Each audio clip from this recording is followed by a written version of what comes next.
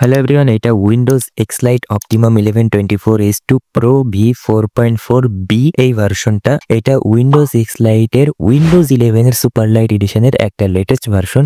Windows এক্সলাইটের উইন্ডোজের উপরে আমাদের চ্যানেলে অলরেডি কয়েকটা ভিডিও রয়েছে।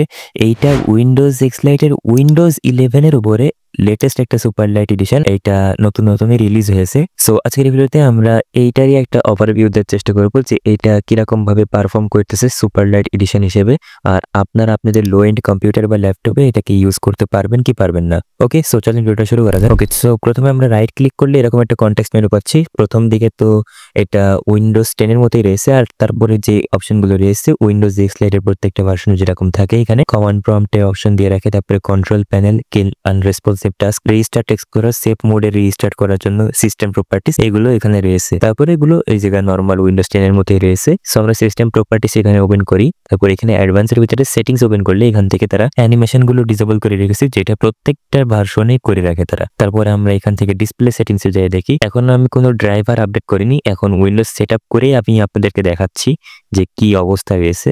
আর পার্সোনালাইজে গেলে এখানে এই থিমগুলো অ্যাক্সেস করা যাচ্ছে। এগুলো অ্যাক্সেস করার জন্য অবশ্যই উইন্ডোজ অ্যাক্টিভেট হওয়া লাগবে। উইন্ডোজটা অ্যাক্টিভেট করা রয়েছে। এখানে দেখেন নিচে যে টাস্ক বার, এখানে একটা সমস্যা রয়েছে। টাস্ক বার দেখেন সাইড থেকে একটু ফাঁকা রয়েছে, নিচের থেকে আবার একটু ফাঁকা রয়েছে, উপরের থেকেও ফাঁকা রয়েছে। এরকম টাইপের একটা সমস্যা এই জায়গায় পাওয়া যাচ্ছে টাস্ক বারের সাথে। সো আমরা যদি টাস্ক বারে রাইট ক্লিক করি, এখান থেকে লক আনলক করে দিলে এখানে দেখেন এটাকে উপরে নিচে সরানো যাচ্ছে উইন্ডোজ 10 এর মতো। কিন্তু উইন্ডোজ 11 এর টাস্ক বার তো সরানো যায় না, তাই না? এখান থেকে এটাকে আবার লক করে দেওয়া যাবে। সো এই টাস্ক বারের সাথে ঝামেলা রয়েছে, আমরা এটাকেও ঠিক করার চেষ্টা করতেছি। পরে এই প্রপার্টিসে যাই, টাস্ক বারের প্রপার্টিসে এখানে দেখেন টাস্ক বারে এটা স্টার্ট অল ব্যাক, ও এর জন্যই সমস্যা হচ্ছে। স্টার্ট অল ব্যাক এই সফটওয়্যার দিয়ে টাস্ক বার চলতেছে। সো এটাকে আমরা পরে আনইনস্টল করতেছি। আপনারা জাস্ট একটু ভিডিওতে থাকেন, আমি দেখাচ্ছি স্টেপ বাই স্টেপ। আমরা উইন্ডোজে ক্লিক করলে এরকম একটা স্টার্ট আপ মেনু আসতেছে, এটাও ওই স্টার্ট অল ব্যাকের জন্য। এটাকে আমরা আনইনস্টল করে দিলে হয়ে যাবে। দিস পিসি ওপেন করলাম ওই জায়গা থেকে। ওকে, ফাইল এক্সপ্লোরার এই জায়গা পিন করা নেই, সো আমরা এখান থেকে দিস পিসি ওপেন করবো। তারপরে এখানে ফাইল এক্সপ্লোরারে রাইট ক্লিক করে পিন টু টাস্ক বার করাই দেবো। এখন ফাইল এক্সপ্লোরার টাস্ক বারে পিন হয়ে গেছে। এখন আমরা ফাইল এক্সপ্লোরার ওপেন করে নিই। এক্সলাইট এটা আমরা প্রপার্টিস চেক করি। এখন আমি সেট আপ করলাম।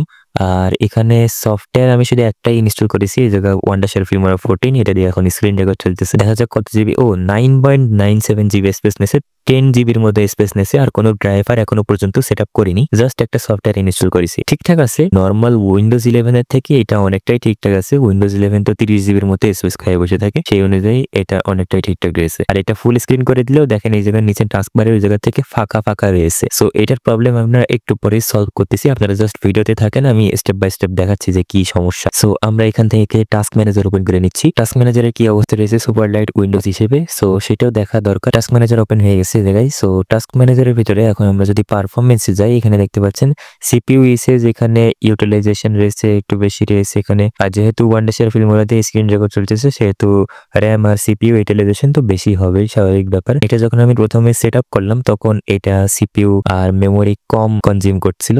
আপনারা এখানে দেখতে পাচ্ছেন এখন সিপিইউ ইউটিলাইজেশন 1% রয়েছে, প্রসেসও কম চলতেছে। আর র্যাম দেখেন এখানে 1.2 জিবিতে রয়েছে। এটা আমি স্ক্রিনশট নিয়ে রাখছিলাম। সো এখন একটু বেশি চলতেছে কারণ স্ক্রিন রেকর্ড চলতেছে, এজন্য অবশ্যই বেশি চলবে। সো এখন আমি এটাই কমপ্লিট ভাবে ড্রাইভার গুলোকে সেট আপ করে তারপরে আমি আপনাদেরকে দেখাচ্ছি যে কত জিবি স্পেস খাই, কিরকম ভাবে চলে, আর সমস্যাগুলোকে ফিক্স করা যায় কিনা। ওকে, সো ড্রাইভার গুলোকে একটু সেট আপ করে নিই। ওকে ব্রেন, এখন আমি ড্রাইভার গুলোকে সেট আপ করে নিচ্ছি। এখন আপনারা এই যে স্ক্রিনে দেখতে পাচ্ছেন, এটা এখন আমরা রাইট ক্লিক করলে এরকম কনটেক্সট মেনু পাচ্ছি একই রকমই ভাবে। আর এখানে নিচেই যদি আমরা টাস্ক বারে দেখি, এখানে ওয়াইফাই, ব্যাটারি, এখানে এগুলো আলাদা আলাদা আইকন আকারে রয়েছে। সো এগুলোকে ওই যে টাস্ক বারের ঝামেলার কারণে এরকম লিখতেছে। সো আমরা এটাকে একটু ওপেন করার চেষ্টা করি। ওপেন হচ্ছে না তো, কি সমস্যা হচ্ছে এখন আবার? আচ্ছা, ওপেন হয়ে গেছে। এখানে দেখেন ব্রাইটনেস ঠিকঠাক ভাবে কাজ করতেছে। আমি এটা ল্যাপটপে ইনস্টল করেছি, সো ব্রাইটনেস ঠিকঠাক ভাবে কাজ করতেছে। স্ক্রিন রেকর্ডে বোঝা যাচ্ছে না, কিন্তু ব্রাইটনেস ঠিকঠাক ভাবে কাজ করতেছে। আর সাউন্ড ঠিকঠাক ভাবে কাজ করার কথা, আমি একটু পরে টেস্ট করে দেখতেছি যে সাউন্ড ঠিকঠাক ভাবে রয়েছে কিনা। আর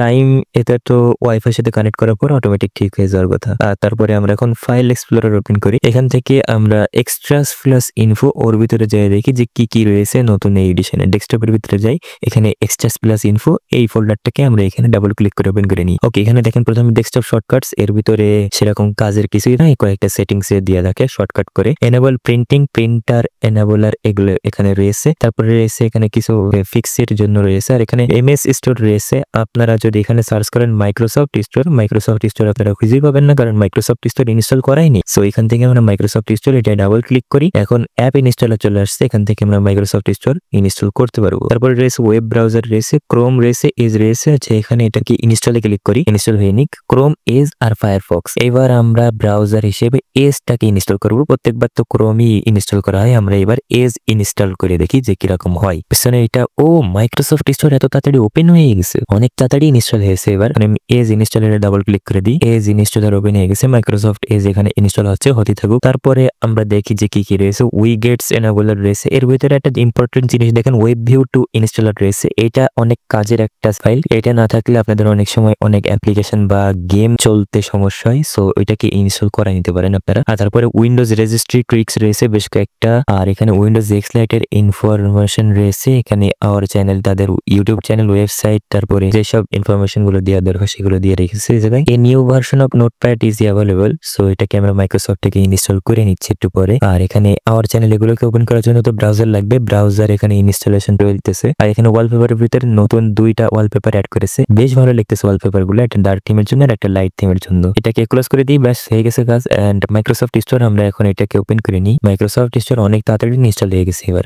এখানে আমরা এসে সার্চে যে সরাসরি নোটপ্যাড লিখে সার্চ করি, দেখা যাক সফটওয়্যার ইনস্টল করা যায় কিনা। ওকে, নোটপ্যাড লিখে এন্টার প্রেস করি, নোটপ্যাড রে আমরা ওপেন করে নিই। নোটপ্যাড কি এইটা নাকি? আচ্ছা, আমরা যদি এখানে নোটপ্যাড লিখে সার্চ করি, নোটপ্যাড রে এখান থেকে ওপেন করি, এখান থেকে আমরা ইনস্টলে যদি ক্লিক করি তাহলে কি হয়? এখানে মাইক্রোসফট স্টোর, এখানে দেখেন উইন্ডোজ নোটপ্যাড এখানে চলে আসছে। এইটাকে ইনস্টল করা লাগবে উইন্ডোজ 11 এর জন্য। গেটে ক্লিক করে দিই, এটা কিছুক্ষণ টাইম লাগবে ইনস্টল হয়ে নিক। ওকে, এটাকে ক্লোজ করে দিই। ওকে, আমরা এখন আরো বাকি জিনিসপত্র দেখি। এখানে মাইক্রোসফট এজ প্রায় ইনস্টল হয়ে গেছে। এখানে আমরা এখন ফাইল এক্সপ্লোরার ওপেন করি। এখানে আমরা যদি এইটাই দিস পিসিতে রাইট ক্লিক করে প্রপার্টিস চেক করি, এখানে দেখেন এখানে ইউজড স্পেস রয়েছে 13.6 জিবির মতো।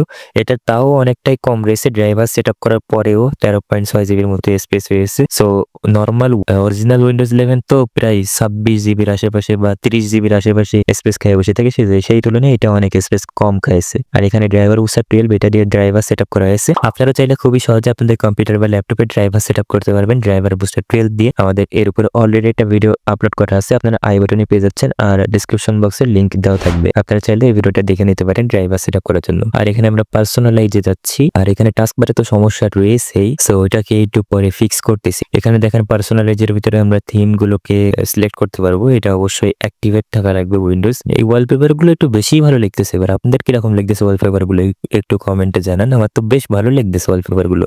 টাস্কবারে এখনো পর্যন্ত সমস্যা রয়েছে। এখানে আরো রয়েছে থিমস এর ভিতরে কি রয়েছে, বেশ কয়েকটা থিম থাকতে পারে। উইন্ডোজ এক্সলাইট যেটা করে মানে বিভিন্ন ওয়ালপেপারের সাথে থিম বানায় রেখে দেয়। আর সিস্টেমের ভিতরে এখানে থিম সিলেক্ট করার জন্য অবশ্যই আপনাদেরকে অ্যাক্টিভেশন সেটিংস এর থেকে উইন্ডোজ অ্যাক্টিভেট করা লাগবে। আমাদের এখানে ডুয়াল বুটে এটা ইনস্টল করা হয়েছে, সেজন্য আগে যে উইন্ডোজটা ওটা ডিজিটাল লাইসেন্স দিয়ে অ্যাক্টিভেট করা ছিল, এইটাও অটোমেটিক ডিজিটাল লাইসেন্স দিয়ে অ্যাক্টিভেট হয়ে গেছে। আর এগুলো কিন্তু প্রি অ্যাক্টিভেটেড থাকে না উইন্ডোজ। ওকে, আপনাদের অ্যাক্টিভেট করে নিতে হবে। এখানে ওপেনে ক্লিক করে নোটপ্যাড ইনস্টল হয়ে গেছে। ওকে, এটা কিন্তু উইন্ডোজ 11 এর নোটপ্যাড প্রপারলি ইনস্টল হয়ে গেছে। এই জায়গা থেকে নিউ ট্যাব ওপেন করা যাবে।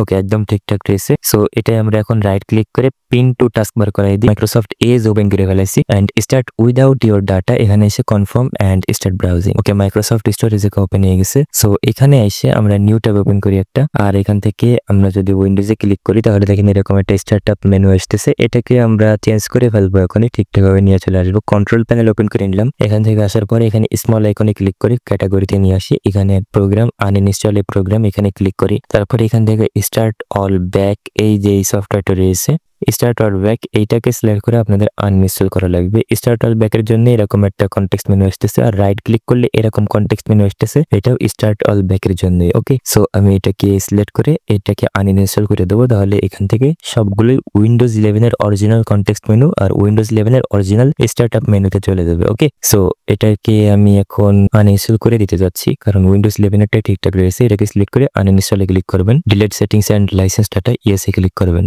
ওকে, এখন একটু ওয়েট করা লাগবে। ওকে, এখানে দেখেন টাস্ক বার কিন্তু একদম ঠিক হয়ে গেছে। উইন্ডোজে ক্লিক করলে অরিজিনাল উইন্ডোজ 11 এর স্টার্টআপ মেনু আসতেছে, একদম ঠিকঠাক ভাবে কাজ করতেছে, এটাই ঠিক আছে। আর টাস্ক বারও ঠিক হয়ে গেছে। এখানে আমরা ইউটিউবে চলে যাই, সরাসরি ইউটিউবে ওপেন করে নিই, দেখা যাক এখানে ফন্টে কোনো সমস্যা আছে কিনা। অনেক উইন্ডোজের সুপারলাইট এডিশনে ফন্টে সমস্যা থাকে, সাউন্ডে সমস্যা থাকে। সো আমরা এটাকেও এখানে চেক করে দেখি। সো এখানে আমরা সেটিংস এর ভিতরে যাই, এখানে আপডেটস পজ করা রয়েছে এখানে এই তারিখ পর্যন্ত। সো আমরা এটাকে রিজিউম করে দিই। ওকে, চেকিং ফর আপডেটস চালু হয়ে গেছে, কিছুক্ষণের ভিতরে আপডেট নেওয়া শুরু করে দেবে। এখানে টাস্কবারে দেখেন এখানে কিন্তু এখন নরমাল উইন্ডোজ 11 এর মতো চলে আসছে, এটাই অনেক বেশি ঠিক আছে। সো আমরা এখানে এসে এখন সার্চে আমাদের চ্যানেলটা লিখে সার্চ করি, আর এখানে আমাদের চ্যানেল ওপেন হয়ে গেছে। এই জায়গায় ল্যাপটপে কিন্তু টাচপ্যাডও ঠিকঠাক ভাবে কাজ করতেছে। ভিডিওতে কয়েকদিন ধরে বেশ ভালোই ভিউজ আসতেছে। সো আপনাদের কাছে রিকোয়েস্ট থাকবে, চ্যানেলটাকে এখনো সাবস্ক্রাইব না করে থাকলে প্লিজ চ্যানেলটাকে সাবস্ক্রাইব করতে পারেন। অনেক কষ্ট করে ভিডিও তৈরি করা হয় কিন্তু তাও ভিউজই আসে না, একেবারে আন্ডাররেটেড চ্যানেলে রয়েছে। সো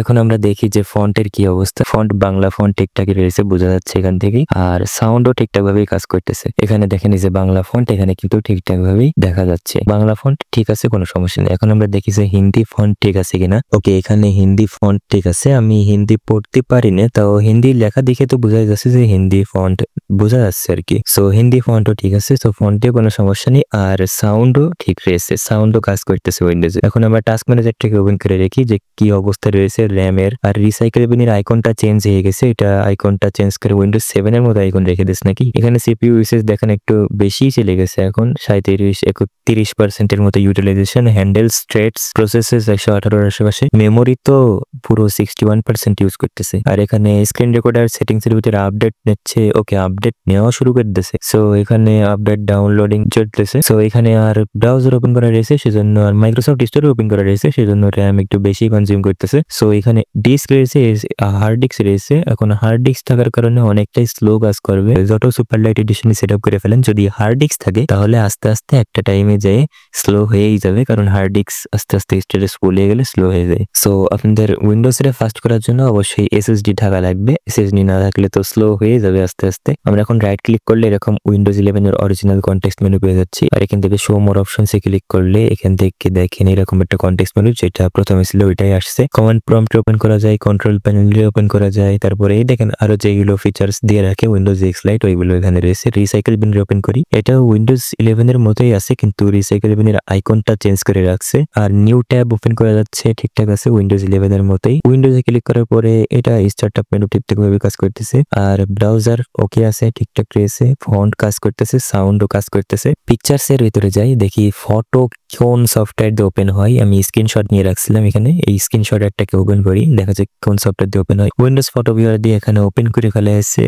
এটাতে সমস্যা, উইন্ডোজ ফটো ভিউয়ারে যদি পিকচারে জুম করা হয় তাহলে দেখেন এরকম ফেটে যায়। সো এর জন্য মাইক্রোসফট ফটোস যে আপডেট অ্যাপ্লিকেশনটা রয়েছে ওইটাকে ইনস্টল করে লাগবে। তার জন্য আমরা মাইক্রোসফট স্টোরে যাই। এখানে আমরা যদি ফটোস লিখে সার্চ করি তাহলে হয়তো বা পেয়ে যাব। এখানে যে দেখেন এই যে মাইক্রোসফট ফটোস, এটাকে আমাদের ইনস্টল করতে হবে। ওকে, এটা ইনস্টল হয়ে গেলে এটা দিয়ে আমরা ফটোস ওপেন করতে পারবো। আরো আপনাদের ইচ্ছা মতো আপনারা এখান থেকে অ্যাপস মানে এই সফটওয়্যার যেগুলো লাগে আপনারা মাইক্রোসফট স্টোর থেকে ইনস্টল করতে পারবেন, নর্মাল উইন্ডোজের মতোই। উইন্ডোজে ক্লিক করলে এখান থেকে আমরা কন্ট্রোল প্যানেল ওপেন করি। ওকে, কন্ট্রোল প্যানেল ওপেন হয়ে গেছে। এখান থেকে আনইনস্টল প্রোগ্রামে যাই, দেখি কোন সফটওয়্যার রয়েছে। এখানে বেশি কোনো সফটওয়্যারই নেই, জাস্ট আমরা যেগুলো ইনস্টল করলাম সেগুলো রয়েছে। আমরা যদি সেটিংসে যাই, সেটিংস থেকে দেখাচ্ছি এখানে সেটিংসে আসার পরে এখানে অ্যাপস এর ভিতরে চলে যাই। ওকে, ইনস্টলেড অ্যাপস এর ভিতরে যাই, কোন কোন অ্যাপ ইনস্টল করা রয়েছে। কোপাইলট এখানে রয়েছে। ওহো, এআই জামানা বলে কোপাইলট এখানে রেখেই দিয়েছে। আমরা যদি কোপাইলট লিখে সার্চ করি, কোপাইলট এখানে রয়েছেই। সো এখান থেকে আপনারা চাইলে কোপাইলটকে আনইনস্টল করতে পারেন, সমস্যা নেই। ড্রাইভার বুস্টার ট্রেল এটাকে আমি ইনস্টল করলাম ড্রাইভার আপডেট করার জন্য। মাইক্রোসফট এজ ওই যে এক্সট্রা প্লাস ইনফো ওর ভিতর থেকে ইনস্টলার দিয়ে ইনস্টল করলাম।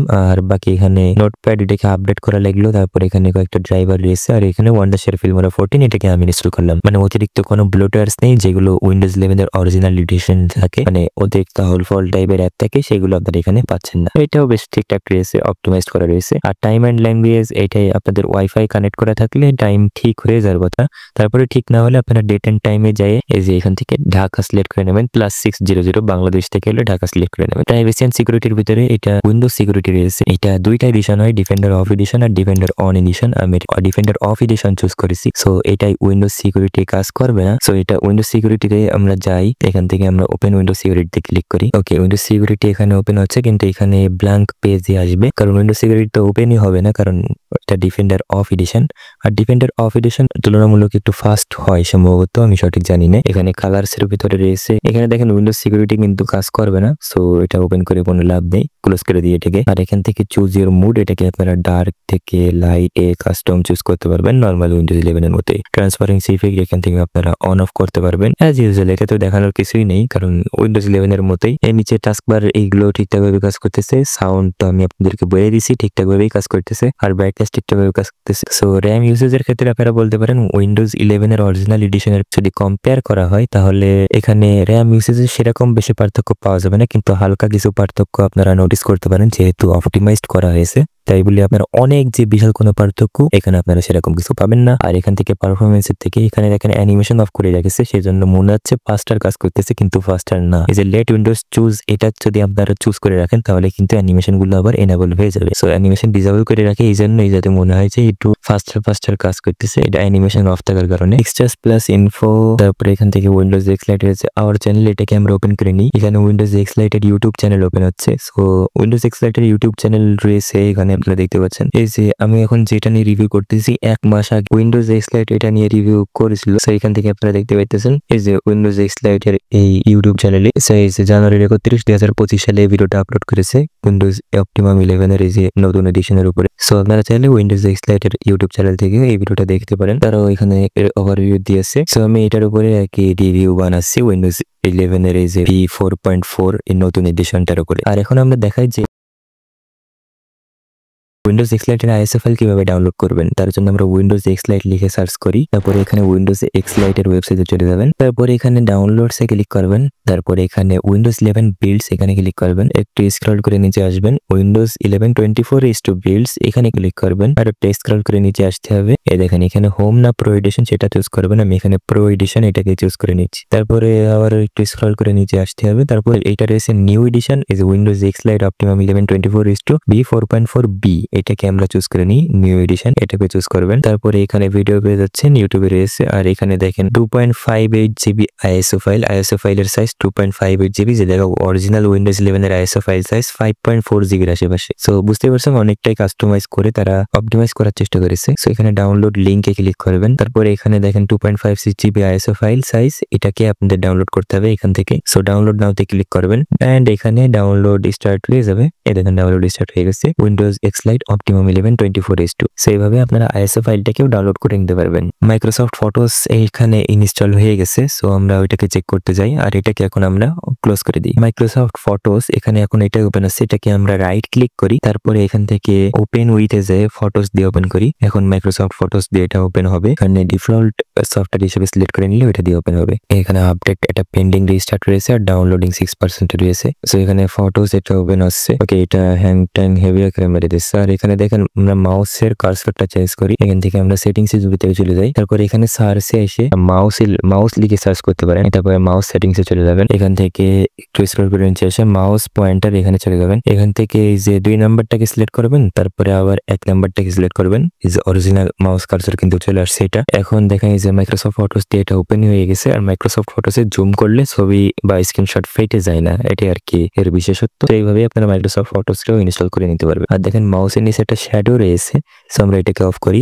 তার জন্য আমরা উইন্ডোজ প্লাস আর। আচ্ছা, আমরা যদি শো মোর অপশনসে যাই, সিস্টেম প্রপার্টিজ এখানে ক্লিক করি, তারপর এখান থেকে সেটিংসে যাই, এখান থেকে দেখেন show shadows under mouse pointer, এটাকে আনচেক করে দেবেন, তাহলে শ্যাডো আর শো করবে না। তারপরে অ্যাপ্লাইতে ক্লিক করবেন, তারপরে ওকেতে ক্লিক করবেন। এখন দেখেন মাউসের শ্যাডো নেই। সো এই ছিল উইন্ডোজ এক্সলাইট অপটিমাম 11/24 এই লেটেস্ট উইন্ডোজ 11 এর সুপারলাইট এডিশনের একটা ওভারভিউ আমি আপনাদেরকে সম্পূর্ণভাবে দেখানোর চেষ্টা করলাম যে এর কি কি সমস্যা রয়েছে। ঠিকঠাক ভাবে কাজ করতেছে। সো এখন আপনাদের উপরে, আপনাদের কাছে যদি লো এন্ড কম্পিউটার বা ল্যাপটপ থাকে তাহলে আপনারা এটা সেটআপ করে দেখতে পারেন, আর যদি হাই এন্ড কম্পিউটার বা ল্যাপটপ থাকে তাহলে তো এইসব উইন্ডোজ সেটআপ করার কোনো দরকারই নেই। সো এই তো, যদি ভিডিওটা ভালো লাগে তাহলে একটা লাইক দিতে পারেন, চ্যানেলটাকে সাবস্ক্রাইব করতে পারেন।